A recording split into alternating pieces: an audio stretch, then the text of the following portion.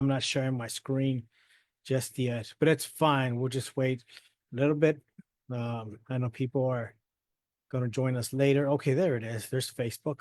Hello, everybody on Facebook. What is happening?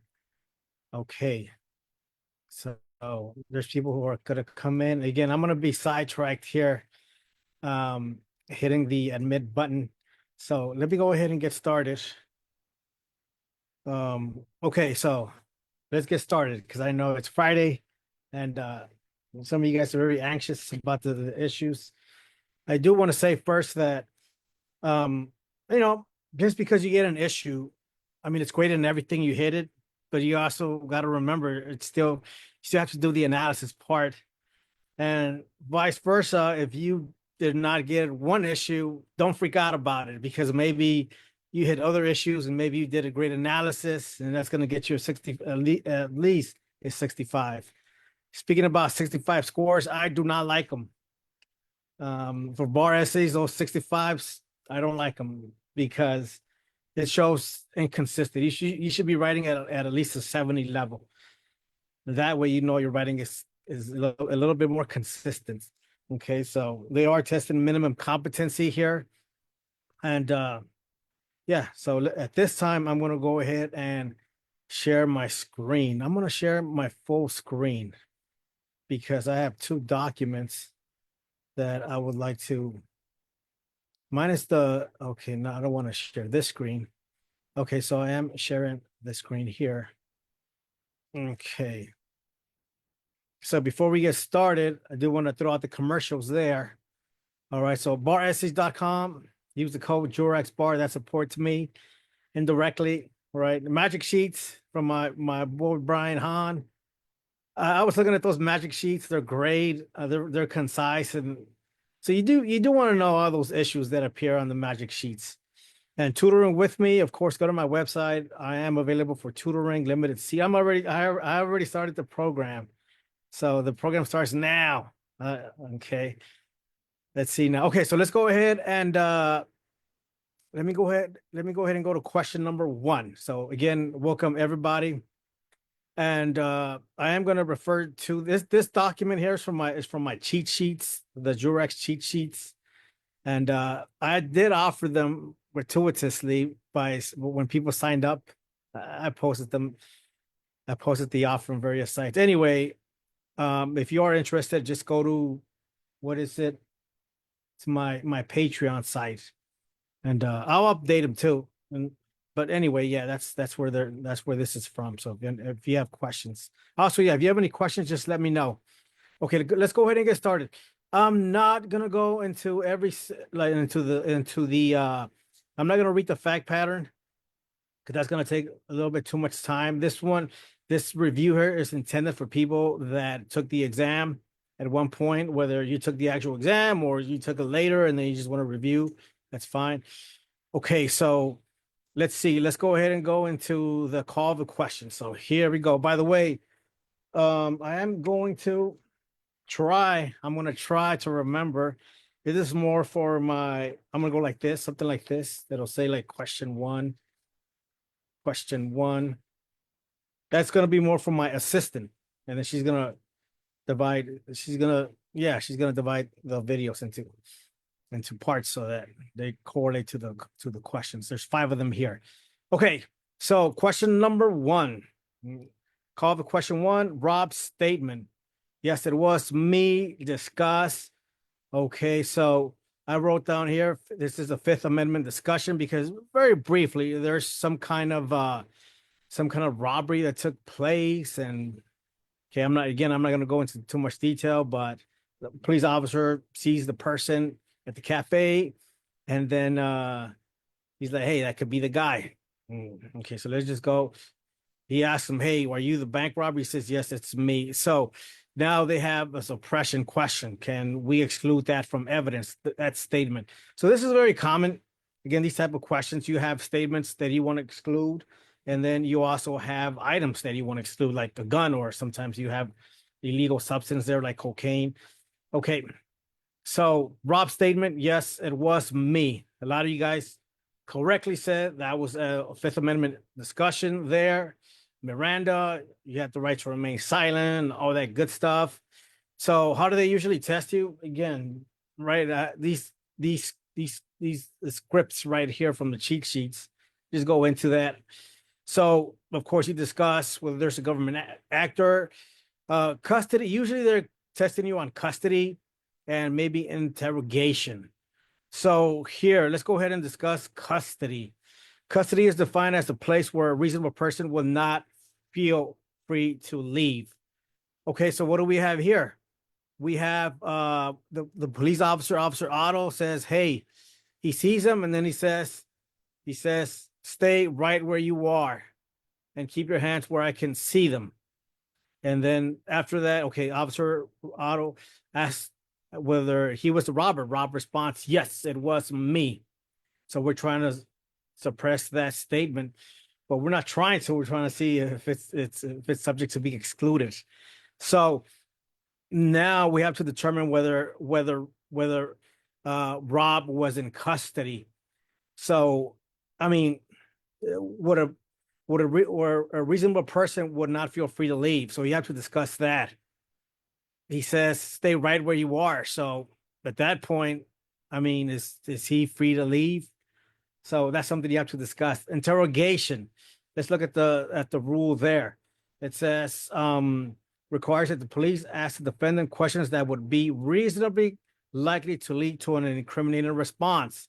And of course, that's what the officer wants, right? Hey, he wants to capture the bank robber. So you have to determine whether these elements are present. And if they are, and then of course, Miranda is triggered. It's implicated. Okay. So should the officer have said, hey, look, maybe this is an arrest here. Maybe I should arrest you first, and then maybe I should read the Miranda rights to you. But that didn't happen, right? That did not happen. He asked the questions. Okay, so that's how you would discuss also the items there for that call of a question. And I would just say here also that I think the officer there, he does have probable cause to make that arrest because he's it's a blue briefcase and he's in a restaurant, it's 2 blocks away. So again, the officer, they could have made an arrest there based on probable cause, but that did not. I mean, maybe the arrest did happen, but then again, we go back to Miranda. That should have been the proper procedure, right? But that did not happen. Okay, so let's see if I have anything else for this question. Okay, so let's go to question number 2. Rob's statement, and this one, right, is very mechanical. Question number 1, you just kind of, it's very straightforward. So at least you can appreciate that from the bar examiners. Okay. Rob's statement that he had left the stolen money in his apartment. Okay, so now let me move this to the left, which I cannot seem to be able to. Okay, great, because I'm sharing my screen, so I get that. Okay, so what do we have there? We have a Sixth Amendment right. Let's go to the Sixth Amendment here. Rob's statement that he had left the stolen money in the apartment. Okay, so again, you go into Fifth Amendment, but then that happens later, right? It happens 2 hours later. And so now he's at the police station. Now he's definitely under arrest. And the issue that they are testing you here is whether Rob's statement was voluntarily made, that he waived his right to an attorney, because of course he does have the right at this point because the adversarial judicial proceedings have commenced against him. Okay, so now did Rob make that statement that he wishes to waive his right? Did he do that? Did he do that under his free will? And was it the product of coercion? Was it rational? So it doesn't seem like it, right? And even the facts, they state here that he affirmatively waived his right. So that leans heavily on consent on Rob's part. So yeah, I think you have a waiver there. Okay, so, and then of course you go into the search warrant. I think that search warrant was I think it was valid. I don't think there was anything, any inconsistencies there, any deficiencies. Okay, but even if, of course, you still got the exclusionary rule, maybe you could have said something about inevitable discovery. Again, these are just right. They're not really like strong issues. Something you just could have mentioned. All right, great. So let's go ahead and continue here. It says now the gun. Okay, Fourth Amendment. So let me go ahead and look at these cheat sheets here. The gun. So then we go into Fourth Amendment, protection against unreasonable searches and seizure. So I'm sure a lot of you guys mentioned the Fourth Amendment. Okay, then of course they test you heavily on searches and seizure. Again, freedom of movement is limited by an officer. We already discussed that earlier too, but it applies here as well. Okay, so the gun. Search warrant is permissible. Okay, so at this point there was no search warrant when the gun was confiscated by the police. So let's just backtrack a little bit. Let's just backtrack.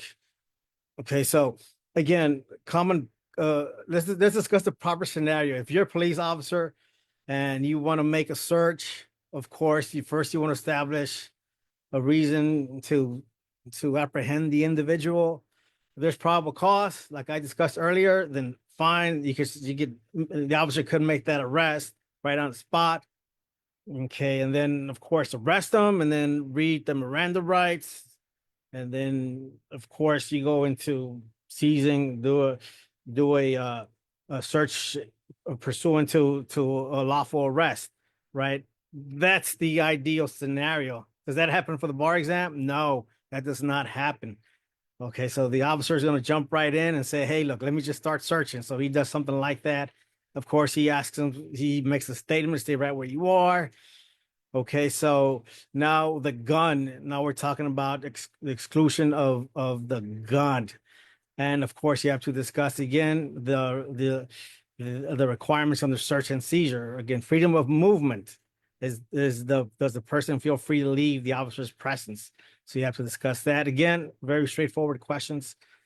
Okay, and let me see if there's anything here. Warrant requirement.